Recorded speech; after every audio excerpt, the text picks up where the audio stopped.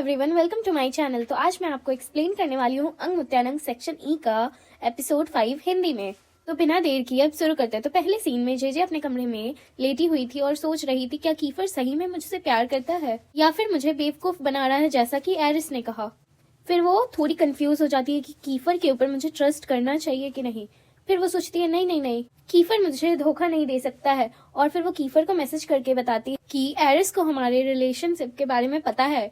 और उसी वक्त तब कीफर का कॉल आ जाता है जेजे को और कीफर उससे बहुत प्यार से पूछता है क्या तुम रो रही हो, क्या एरिस ने कुछ तुम्हें बोला। फिर जेजे बोलती है कि नहीं ऐसा कुछ नहीं है।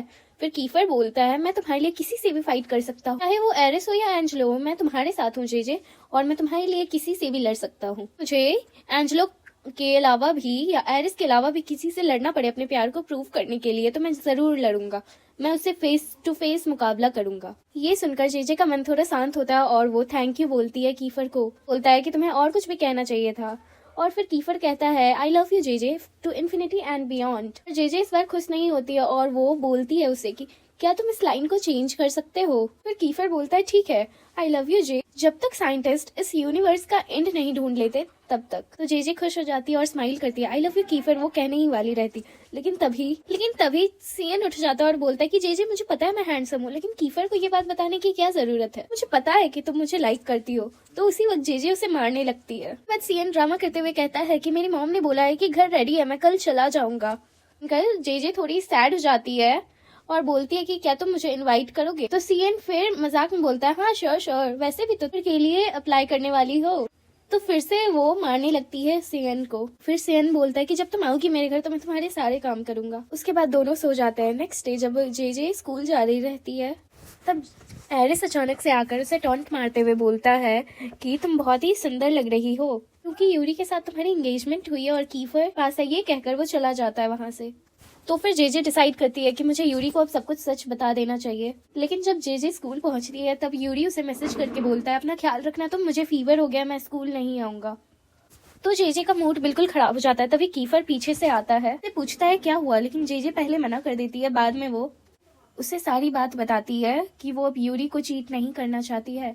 फिर कीफर उससे पूछता है कि सीएन किधर गया। तो जेजे बताती है वो राखी के पास गया है। फिर जेजे कीफर को बोलती है कि मुझे बहुत बुरा लग रहा है, मैं यूरी को सब कुछ सच बताना चाहती हूँ और किसी से भी सच नहीं छुपाना चाहती हूँ। कीफर बोलता है मुझे भी बुरा लग रहा है, फिर से एक बार हम दोनों को एक ही लड़की पसंद आ गई है। फिर कीफर जेजे को बोलता है मैं तुम्हें क्लास के बाद यूरी के पास ले जाऊंगा। फिर जेजे बोलती है नहीं मैं खुद चली जाऊंगी। फिर कीफर बोलता है कि मुझे पता है तुम चली जाओगी, लेकिन मैंने बोला ना कि हम दोनों सारी सिचुएशन को एक साथ हैंडल करेंगे। फिर जेजे बोलती है ठीक है। फिर कीफर बोलता है कि लेकिन मैं ऊपर नहीं जाऊंगा यूरी के पास, वरना फिर हम दोनों में फाइट हो जाएगी, मैं नीचे ही रहूंगा, लेकिन कोई जरूरत होगी तो मुझे तुरंत कॉल करना, मैं तुरंत आ जाऊंगा। अगले सीन में जेजे यूरी के कमरे में जाती है और उसे रो रो कर सारी बात बताती है कि अब मैं थक चुकी हूँ। फिर यूरी कहता है कि मुझे सब पता है, मैं न्यू ईयर वाली बात के बारे में भी जानता हूँ, एक बार और मैं फिर से हार गया कीफर से, यूरी ऐसा बोलता है। और फिर यूरी कहता है कि जेजे तुम सिर्फ मेरी हो, तुम कीफर के साथ रिलेशनशिप में रहो या ना रहो, लेकिन तुम्हें शादी तो मुझसे ही करनी होगी। अगले सीन में जेजे कार में बैठी रहती है कीफर के पास और रो रही रहती है। तो कीफर उसे चुप कराता रहता है। वो बोलता है शादी में भी बहुत देर है जेजे, तुम परेशान मत हो, हम मिलकर इस प्रॉब्लम को सॉल्व कर लेंगे।